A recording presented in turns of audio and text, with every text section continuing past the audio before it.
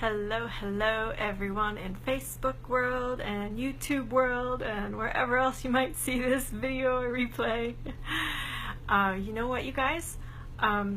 Last time I did the video on projections, and after I did that video, I realized that I was actually projecting on people. I'm glad I did the video because it brought me a lot of awareness. I realized that I was actually telling people they should do this or they need to do that, and maybe not using those words even, but I realized that I was projecting. So I wanted to do this video to talk about the other side of projection. So first, a quick little definition. Projection is when it's either done to you or you do it to someone else. There's usually the word should involved. You should do this, you should do that, you need to do this, you need to do that. It's basically when you take your energy and put it onto someone else, or vice versa, vice versa, someone does that to you, or you, with your words, you tell someone what they need to do or what they should do. And really, it's not honoring the other person because it's not giving them a chance to be in their empowerment, in their discovery and exploration of what's right for them. So when you tell somebody else what's right for them, maybe not using those words, but that's the idea behind the projection, that's the energy behind it.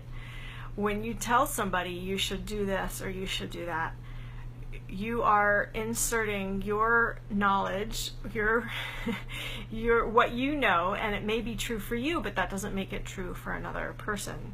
So I used the example in the other video about how so many people tell me that I should take ayahuasca, and it's not for me, and I'm clear about that.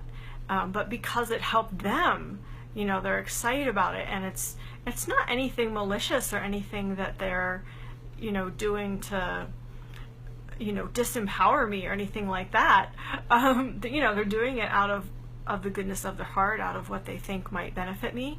But the way in which they do it is disempowering. And so I want to flip it around on the other side and talk about how you might be projecting on someone, how I might be projecting on someone, and learn to use different language, learn to shift your energy so that it becomes an invitation, so that it becomes something for the other person to explore, something for the other person to consider. All the time when I talk about my retreats, I'm inviting you in, I'm asking you and encouraging you to see if it resonates. Hopefully I've never said you should attend my retreat. Hopefully I've never shoulded you. If I have, I apologize because it's never my intention. Thank you for sharing this video, Claudia. So I invite you to think about in your life where you may be projecting onto somebody else. If you're angry, are you throwing your anger at someone else because you want them to feel what you're feeling? You want them to feel the pain or the misery.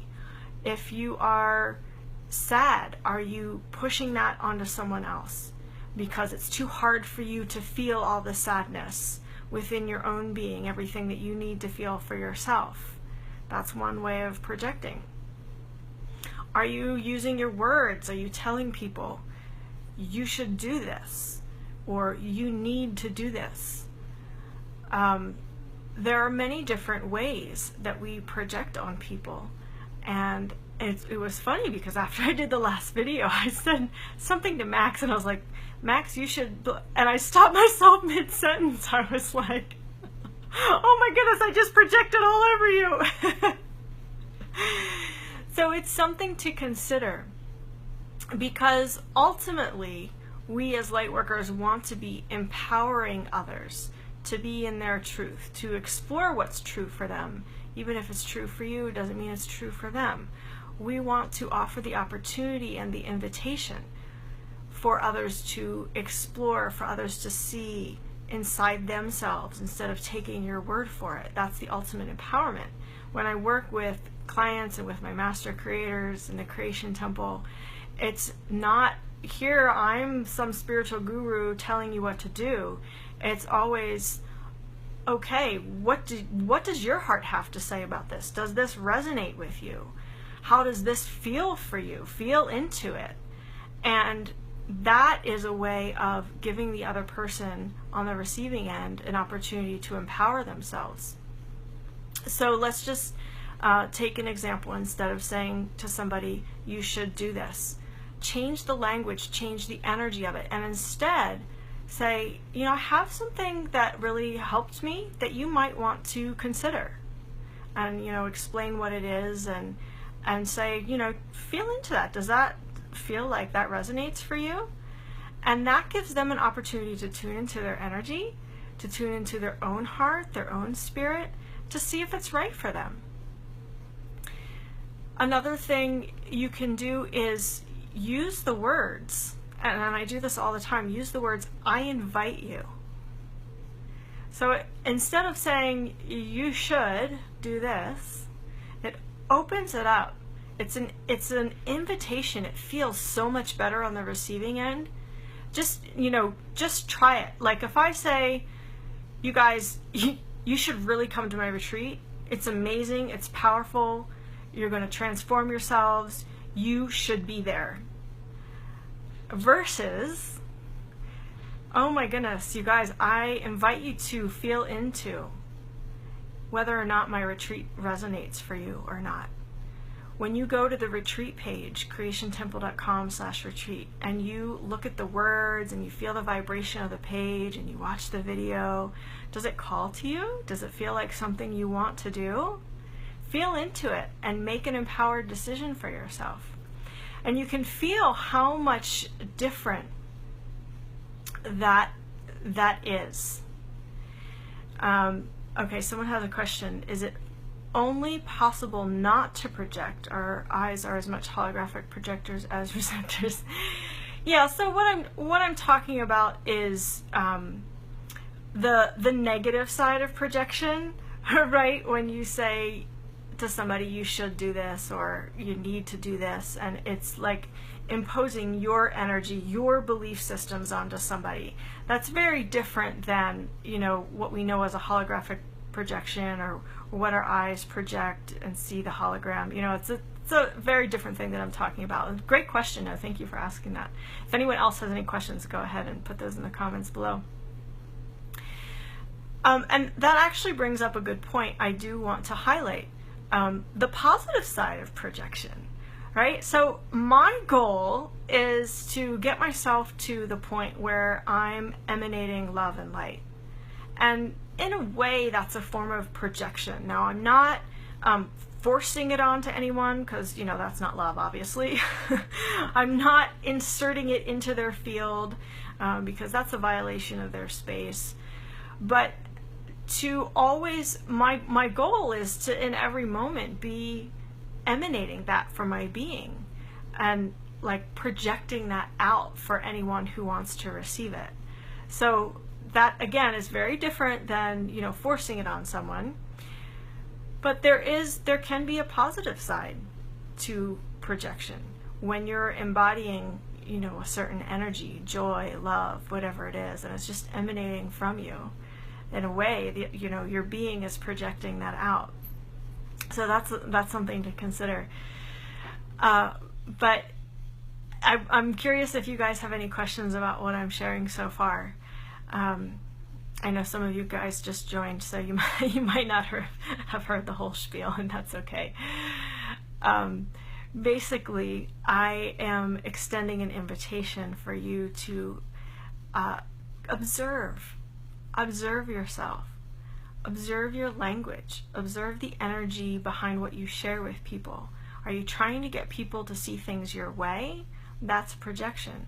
Are you trying to get people to do the things that you do? That's projection. Are you trying to convince people in a certain thing or to do a certain thing? That's projection. And when you can, you know, have the embodiment, the integration within yourself, what you know for you, what you know is your truth, and to understand that what you know isn't necessarily someone else's truth or what someone else is even ready for at the moment, then you can offer invitations instead of shoulding somebody. So again, I invite you to consider this, or you know what, this really helped me. Maybe, just check in with yourself and see if this is something that would be good for you. And it's a higher level of mastery, it's a higher level of communication with people, and it offers them respect. It offers them the chance for them to empower themselves. And you can be a conduit for that in the way that you speak with someone, in the way that you offer something to someone. And I'm just going to make a public statement right here, right now. If I ever project on you guys, feel free to lovingly call me out on it, because that's never my intention. I don't want to should you. I don't want to tell you what to do. I'm here to, I have lots of stuff to offer, right? Sessions, retreats, memberships in the Creation Temple, blah, blah, blah, all the amazing stuff that I do. And I don't ever want to say you should partake in it. I always want to offer the invitation. This is what's going on. Does this feel in resonance for you to be a part of it? And so that's how I want to carry myself. That's how I want to be with you guys. And so if I'm ever not that, feel free to, again, gently, lovingly, call me out on it so I can adjust. It's amazing. It's amazing to me that after that video, I found myself projecting all over the place. And I was like, oh dear, there's another side to this. Not only, do people project on us, but we also probably are projecting on them. So I wanted to bring that more awareness for myself in that regard, and wanted to share this way of thinking about it with you guys as well, because I know it happens all the time. We're always projecting on each other, but we don't have to. We can step into our mastery and offer invitations instead. So much love, you guys. If you have just joined and you didn't see the beginning, feel free to, when this gets up and running on Facebook, to watch from the beginning and ask any questions that you have about it. I will see you in the next video. Mwah. Have a great evening, morning, wherever you are in the world. Much love.